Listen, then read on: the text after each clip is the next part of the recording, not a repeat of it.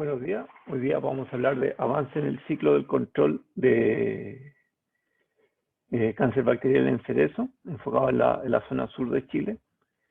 En esta presentación vamos a abordar los principales aspectos epidemiológicos del cáncer bacterial y otros patógenos asociados al cultivo del cerezo, especialmente en condiciones de alta humedad y primavera lluviosa.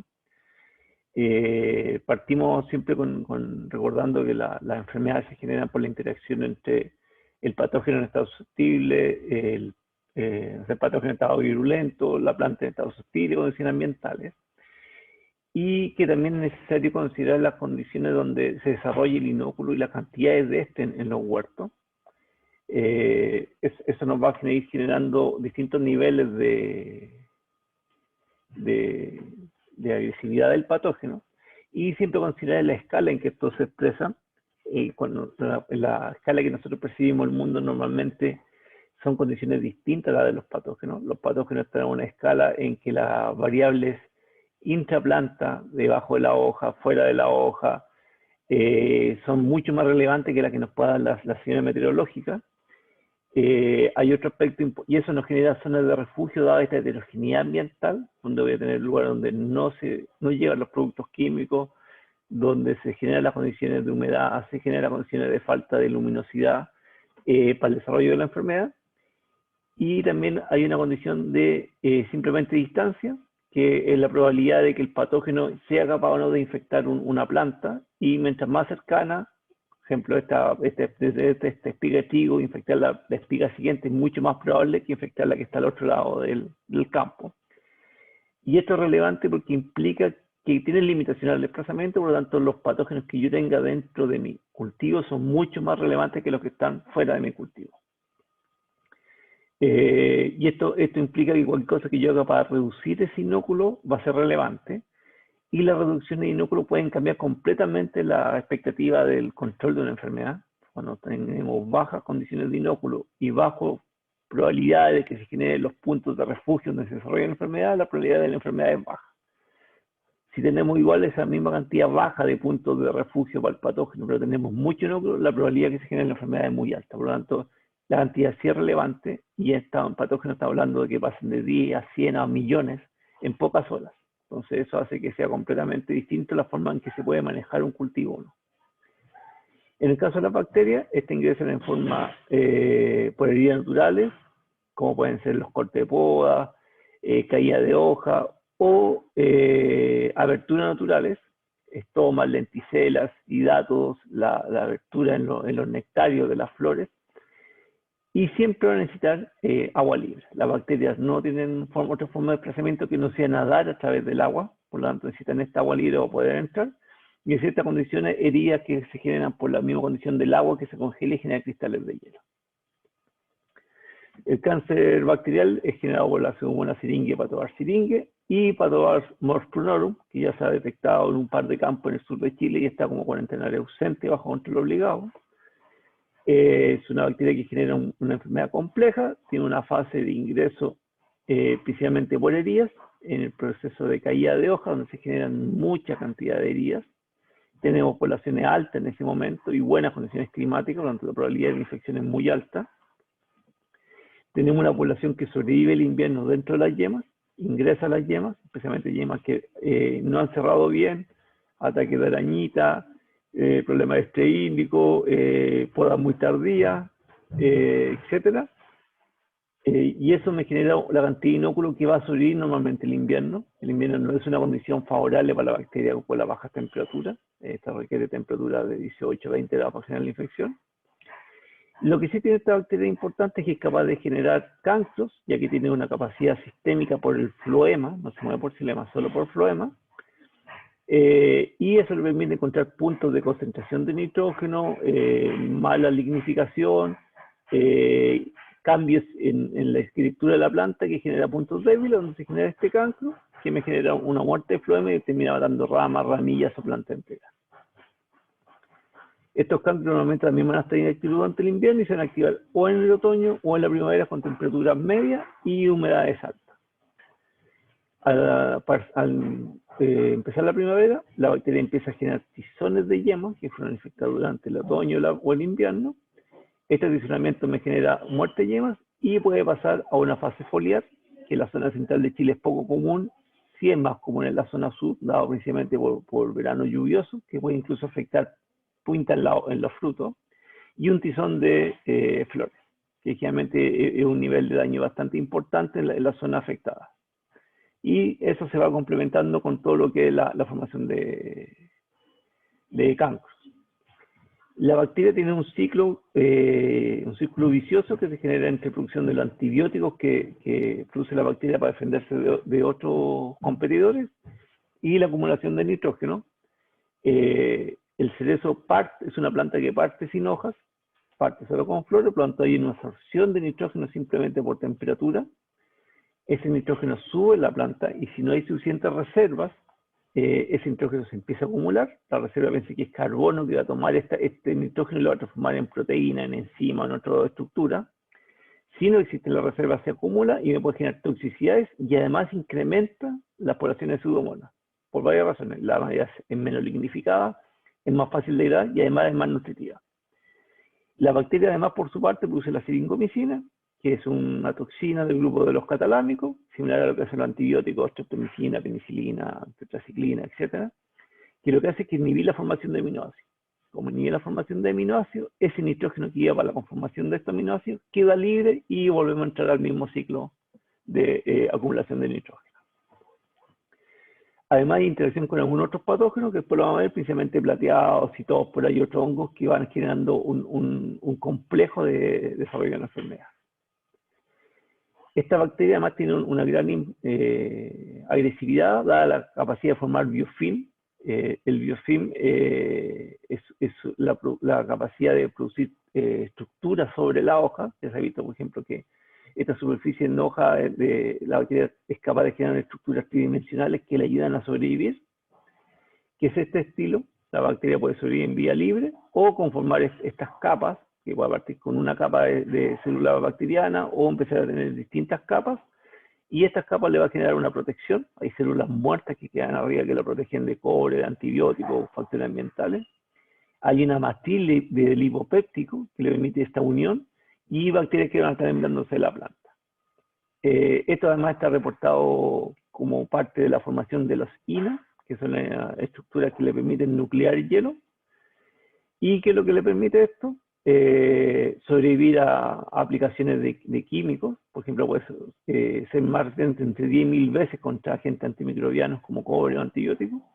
Y esta estructura lo que hacen es que capturan la humedad del ambiente, la condensan y en condiciones de 70, 80, 90% de humedad relativa son capaces de generar agua libre, lo que le permite a la bacteria nadar a la deriva de naturales. Y si estamos cercanos al 0 grado, genera la formación de cristales de hielo. Esto se considera ya una parte del ciclo atmosférico. Esta bacteria está en todo el mundo y es capaz de generar esta condición prácticamente en forma cosmopolita. Y estos cristales incrementan el ingreso de la bacteria e incrementan las poblaciones de la pseudomonas. Esta actividad de los INA es una propiedad que inicia la formación de los núcleos en temperaturas cercanas a cero. El agua completamente destilada se congela bastante grados más abajo del cero e incrementa el daño que genera el congelamiento. O sea, una helada de menos 4 puede pasar a tener el daño de una helada de menos 12, dadas las condiciones de presencia de estas bacterias. Las concentraciones necesarias para producir la formación de cristales de hielo es la misma que está reportada para generar la patogenicidad de la bacteria. Por lo tanto, hay una correlación muy, muy fuerte en esto. En este aspecto donde nosotros hemos visto que la iniciación de control biológico tiene un impacto bastante importante, nos hicimos con el profesor Ernesto Moyo de la Universidad de Concepción, en que quisimos evaluar el efecto de antibiosis y de competencia de Bacillus, con sus cepas de Bacillus sobre Pseudomonas. Uno de los primeros datos es que Bacillus no genera antibióticos que sean relevantes en el control. O sea, por ejemplo, son sobrenadantes del Bacillus y no hay formación de alodinitorio, pero sí hay capacidad de crecer sobre la bacteria. Y esto es algo especial porque lo diferencia completamente de lo que hacen los antibióticos o los compuestos cúpricos. ¿Y qué es lo que se ve? Que el bacilo es capaz de crecer en forma bastante profusa sobre Pseudomonas PCS, PCA, que ataca a los kiwis, Xanthomonas campestris del nogal, con tolerancia a cobre y sin tolerancia a cobre. Y lo que se ve es que Bacillus va a ser capaz de colonizar las estructuras que conformó ya la pseudomonas, que son distintas dosis, y prefiere crecer sobre el patógeno antes de crecer en un medio rico. O sea, utiliza el patógeno como, en forma activa como un recurso hasta que cubre completamente el biofilm del patógeno y lo termina desplazando. Si esto lo vemos en microscopía electrónica, todas estas son las colonias de Bacillus creciendo en presencia de biofilm ya presente de Pseudomonas syringae, que son estas estructuras que tienen estos compuestos brillantes que son las lipoproteínas. El bacilo es capaz de colonizar, desplaza el patógeno, y en el momento en que se encuentra con esta biofilm de la pseudomonas, es capaz de crecer sobre ella y cubrirlo completamente. Si hacemos un corte transversal de esta estructura, vemos que el nacilo está activado sobre la parte superficial y empieza a degradar hacia abajo a la pseudomonas. Esto es súper importante porque permite tener un control que no lo hacen los químicos, no lo hacen los antibióticos, e incrementa la eficacia de estos, ya que esta es una forma de resistencia que los protege a la pseudomonas, es equivalente a hacer un trabajo mecánico de remoción del biofilm para que los otros compuestos también puedan actuar. Además, Bacillus va a ser capaz de colonizar situaciones y sitios donde los otros productos no van a llegar, pueden caer en un punto, seguir colonizando, sin necesariamente haber tenido cubrimiento por la aplicación en sí. Ahora, esto es súper importante compatibilizarlo con el manejo de los cobres. El cobre funciona de la forma que yo aplico el cobre al ambiente. Después de unas horas o días, según la humedad ambiental, la cantidad de cobre disponible incrementa hasta un nivel que está calculado para que no sea fitotóxico, esto por la humedad ambiental. Y después empieza a haber un decrecimiento hasta que ya no hay efecto de control de la dosis.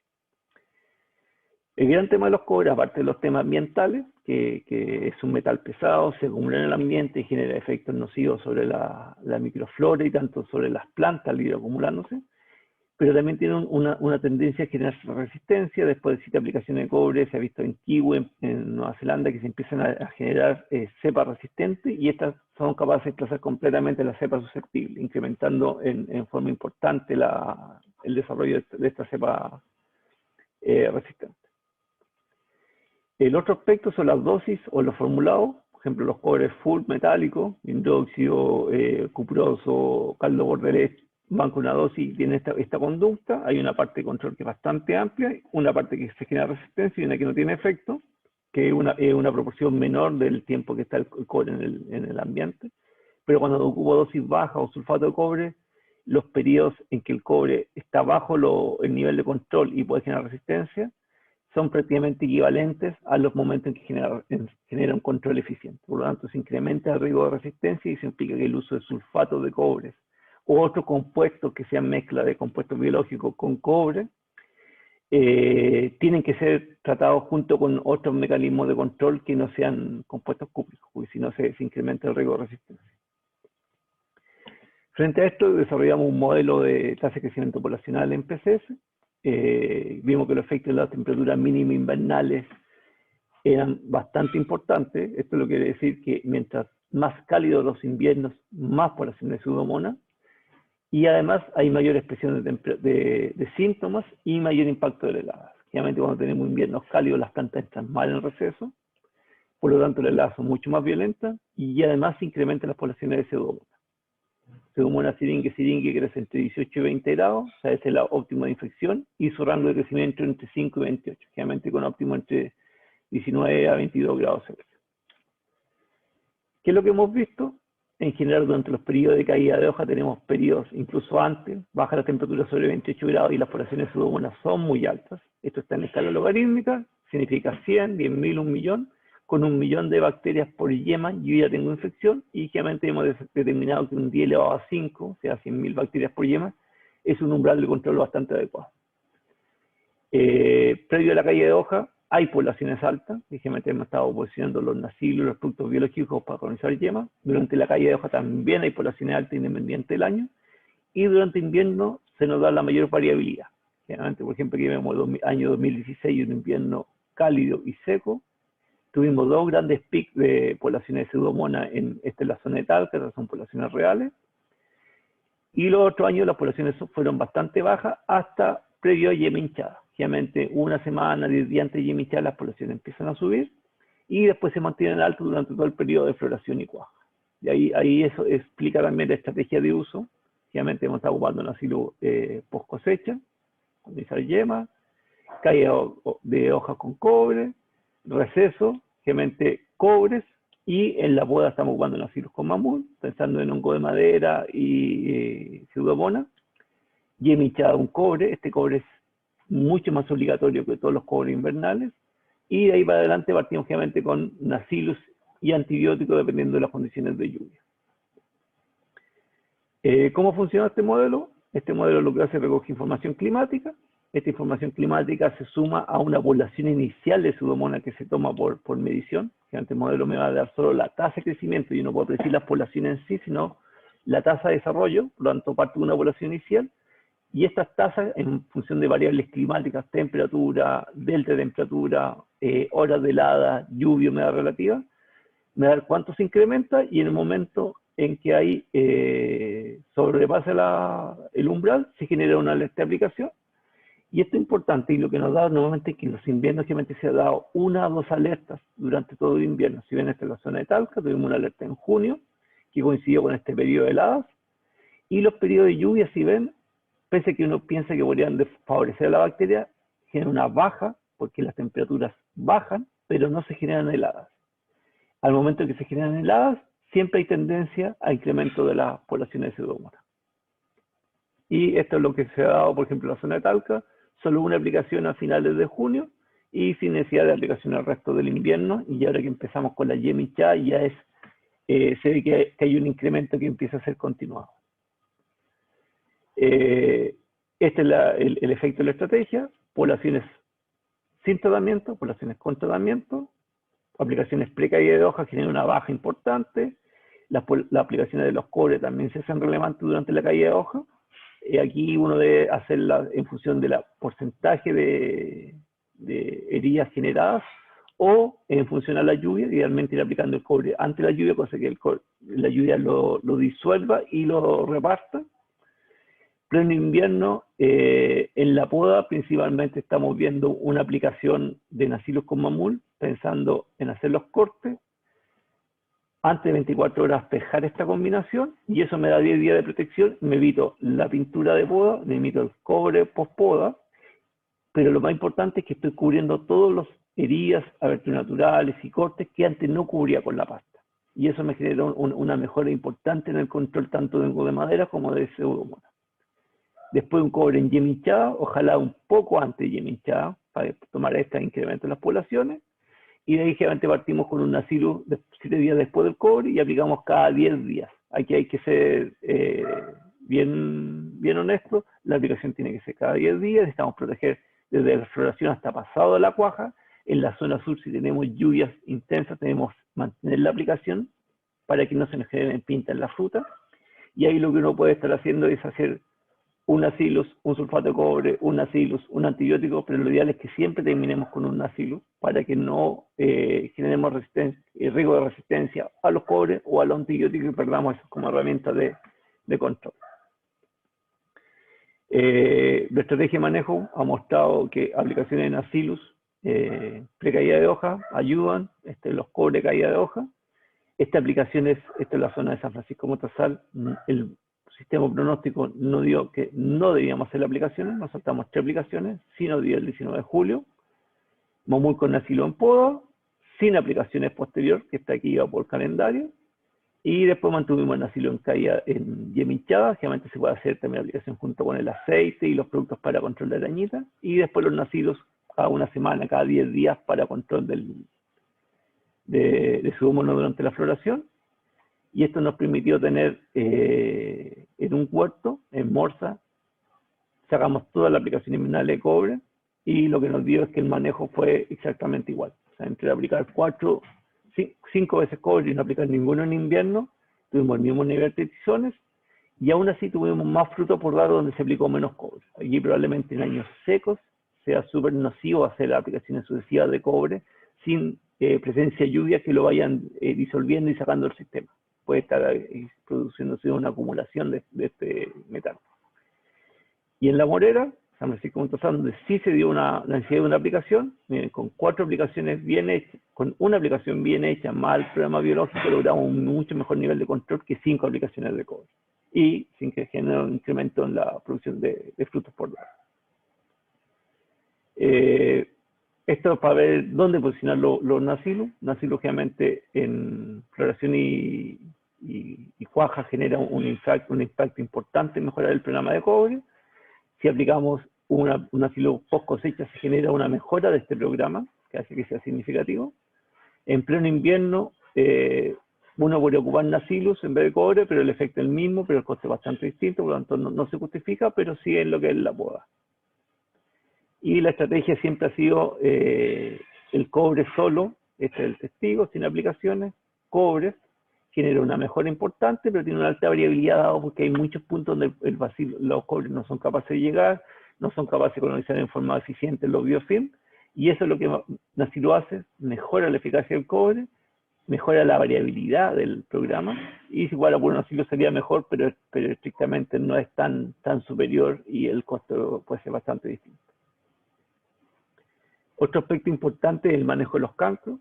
Lo que se hacía tradicionalmente era extirpar el cancro y pintarlo con un desinfectante. El problema es que esto siempre deja tejidos susceptibles de volver a ser reinfectados y 3, 4, 5 meses después estas desinfecciones con químicos tienden a volver a exudar. Lo que nosotros hemos hecho normalmente, este es el testigo. Después de 15 días normalmente no hay gran diferencia entre hacer un químico desinfectante y una coraza. Sí se ve normalmente esta producción de goma que es cristalina, que tiene que ver con cicatrización y no con la enfermedad. Pero lo más importante es que este pasta biológica de coraza lo que hace es que se come todo este tejido senescente, todo el tejido degradado, y lo saca del sistema. Por lo tanto, no hay tejido que puede ser reinfectado. Y además, como saqué los desinfectantes que son nocivos para la planta, el proceso de cicatrización es mucho más rápido. Ligeramente 6 meses, 7 meses después, ya se nota una gran diferencia entre el manejo químico y el biológico, que es bastante más potente. Y más o menos 2 a 3 años después, ya tenemos esos cancros completamente cerrados. Esto también indica que dar prioridad. Obviamente, eje central siempre debe ser prioritario, la base de nuestra producción. Si tengo daño en eje central, tengo pérdida de producción que me voy a demorar 3 a 4 años en reponer. Si tengo ramas secundarias, que sean estructurales y productivas, yo las manejo. Si no son estructurales o no son productivas, es mucho mejor cortarlas y partir con una rama sana. Generalmente la estrategia es raspar, sacar el tejido que está evitando que el producto ingrese. No es necesario sacar todo el tejido, que generalmente hemos visto que mientras menos cuchillos le metamos, mejor, y en especial en la zona sur. Se pinta encima, el biológico va a penetrar y va a avanzar y bajo el flema se va a comer al patógeno.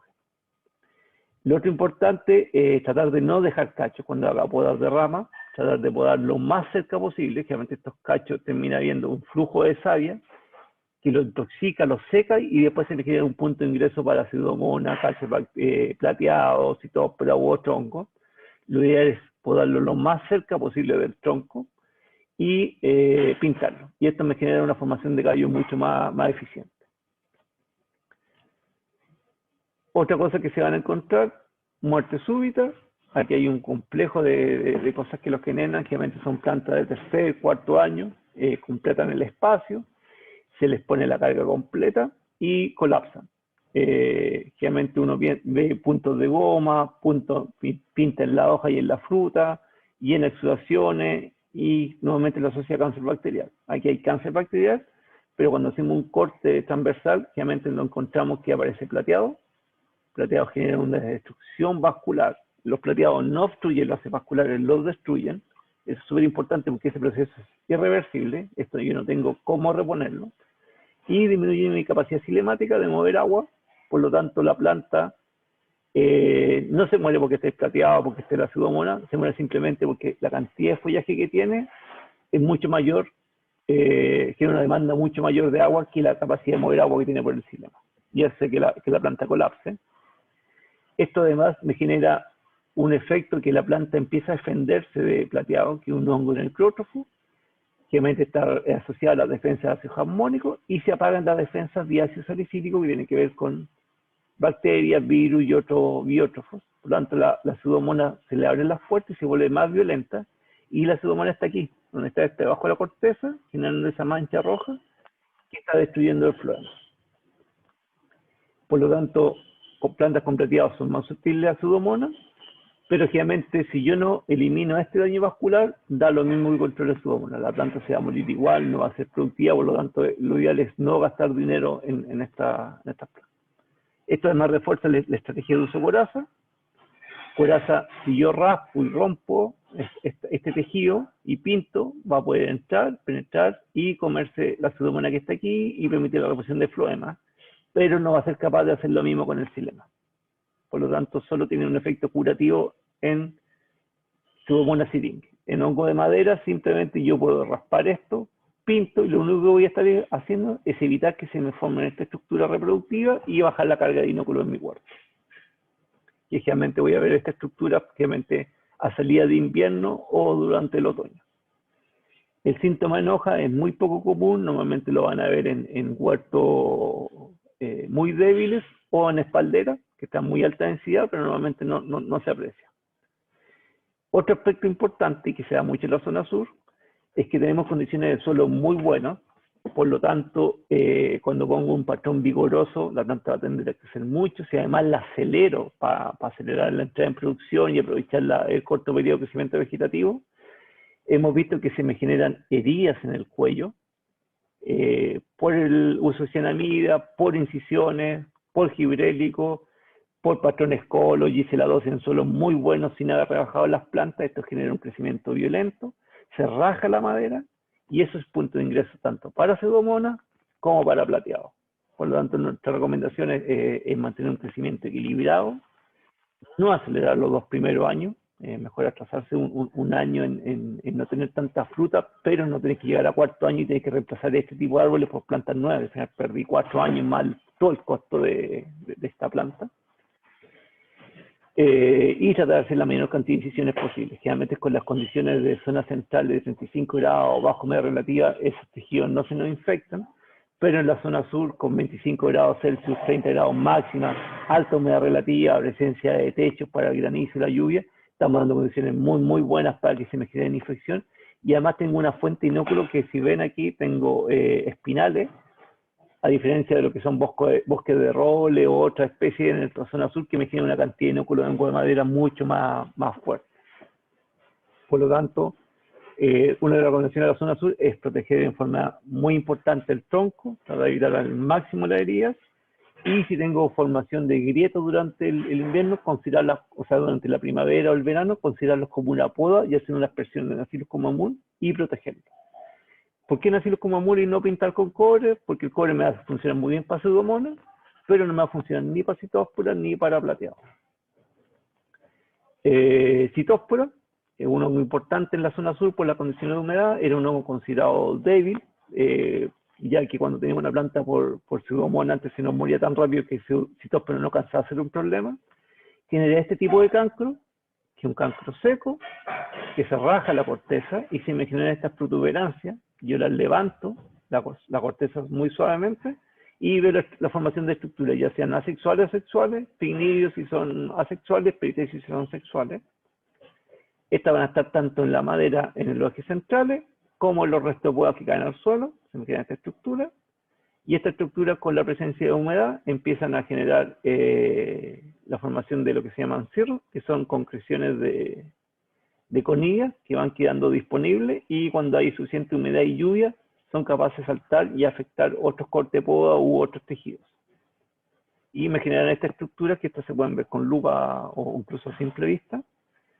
Van a estar debajo de la corteza, va a generar este peritecio, va a salir el cirro de conillas, estas conillas van a saltar y me van a infectar en forma temprana mi dardo y mis yemas. No me atizan la flor, lo que hace es que infectan la base de los dardos y generan un daño seco y vascular en la base del dardo, que hace que después se marchite, y se me marchitan todos los dardos, todas las yemas de una rama. Esto es bastante distinto a pseudomonas. Pseudomonas generalmente se hace mucho más temprano esto, y esto es un daño negro, y cuando yo saco el dardo o la yema, está exudando, aquí está seco. ¿Por qué es importante diferenciarlo? Ni los cobres, ni los antibióticos, ni los nacilus nos van a controlar citóspora. Aquí estamos pensando en aplicaciones de mamula a los cortes poda, mamula a los restos poda, y un captan en yema hinchada, pensando en que incluso yo podría estar repitiéndolo a inicio de flor para proteger mis dardos de citóspora. Con los biológicos hasta ahora hemos podido evaluar el efecto sobre los inóculos. Este es un resto de poda que no es tratado, este efecto no fue tratado, este fue tratado, y ven la diferencia de información de los cirrus y la presencia de los peritecios, a diferencia de la parte tratada, en que el biológico fue capaz de colonizar y eliminar ese inóculo. Es capaz de entrar y se come el peritecio, el pseudotecio o el pignidio, pero solo los que están abiertos. Si ven, aquí aún no tiene salida hacia afuera y aún está activo. Esto no va a sanar la madera, no me va a recuperar la base vascular, simplemente estoy eliminando el inóculo. Y me acaba de colonizar en forma bastante profusa el inóculo que va quedando en el suelo. Si tengo madera que no puedo sacar de la planta, ejes centrales, ramas muy grandes, las puedo pintar superficialmente o raspando con coraza y voy a eliminar la fuente de inóculo. Lo otro importante en lo que son hongos de madera es hacer una cirugía que sea previa a la poda. Lo ideal es que yo día 15 días previo a la poda, eliminar toda la madera enferma, sacar esos tejidos, los entierro o los quemo. Yo ya poniéndolo bajo suelo ya no van a ser una fuente de inóculo relevante, y eso me genera varios efectos. Uno, que estoy sacando la madera enferma, por lo tanto, cuando hago la poda tengo menor cantidad de inóculo en el campo, y evito que mi podador pase por madera evidentemente enferma. Entonces, eso me genera un impacto bastante importante en el manejo y me permite sacar la madera al campo, ya que sacar toda la madera puede ser bastante difícil, pero sacar solo la madera enferma es bastante factible. Otros patógenos que ocurren a nivel foliar, que es súper importante tener la diferenciación epidemiológica. Si tengo los círculos, si tomo la hoja con daños y la pongo a contraluz y tengo los círculos concéntricos, yo ya sé que son hongos. Si son círculos pequeños, bien delimitados, es tiro de munición. Este es Evolucionomice, que realmente tiene una aplicación de cobre en Yemichaya bastante eficiente. Si ya tengo daño en hoja, me olvido de los cobres y paso a un clorotonil, un difeconazoles, post cosecha para no tener problemas de residuos. Si el daño es más grande, es menos definido, estamos hablando de una ternaria, muy importante porque teniendo este daño en hoja significa que tengo inóculo que va a estar atacando mi flor y mi fruta, por lo tanto yo tengo que protegerme durante la floración. Principalmente las carboxamidas, tricoderma al final de la floración son más eficientes, los hiprodiones, los fenixamidas, los botricidas específicos no son buenos productos para el ternaria. Y daño por bacteria, que no hay círculos concéntricos, siempre clorótico, y la forma puede ser circular o puede ser angular, que es bastante importante diferenciarlo porque los manejos, como ven, para los tres son bastante distintos. En la zona sur es importante la pintada en hoja, significa que hay harto inóculo que puede generarme daños tanto en la hoja, puede pintar la fruta, y puede empezar a generarme nuevas infecciones en lenticela y otros con por lo tanto aquí yo debo hacer aplicaciones, ojalá de antibióticos, por lo menos 2 o 3 aplicaciones, ya sea alternadas de antibióticos con Nacilus, para poder tener un buen control y ir bajando la cantidad de inóculo durante el verano. Este tipo de daño no son hongos, no son bacterias, estos son virus, parece un escopetazo, hay un efecto de cribado de las hojas que es bastante violento, normalmente puede aparecer a inicio de temporada y después desaparecer a medida que empieza a aumentar la actividad de la planta, puede haber cambio en la coloración en plantas jóvenes, y a cosas más graves como el Necrotic ring spot, que me puede bajar un 30% de la producción. Aquí es súper importante hacer el análisis, determinar qué virus son los que están presentes y la forma de transmisión. Algunos se van a transmitir por ingestación, por lo tanto es poco difícil que se me traspasen de una planta a otra en el huerto, otro por pulgones y otro por polen. Por lo tanto, la forma de diseminación me va a decir qué hacen con mis plantas, que generalmente van a ser unas pocas plantas aisladas que van a tener el síntoma. Pasando ya a otro hongo de pudriciones, estamos trabajando bastante con lo que son los inóculos en el suelo. Esto es una esclerosis de botrytis, fácilmente organizado con un tricoderma, y lo que hemos visto es que mientras mayor cantidad de esclerosis en el suelo, tenemos más incidencia de daño por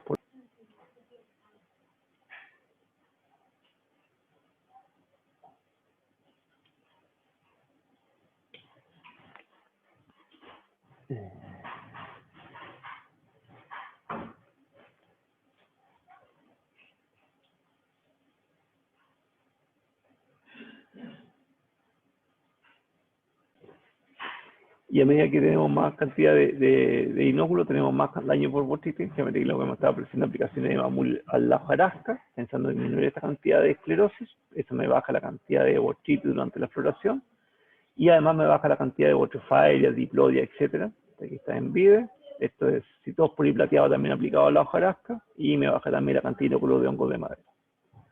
Y lo mismo lo que lleva a un lado de las pintados de los cortes de poda y los cancros en la madera.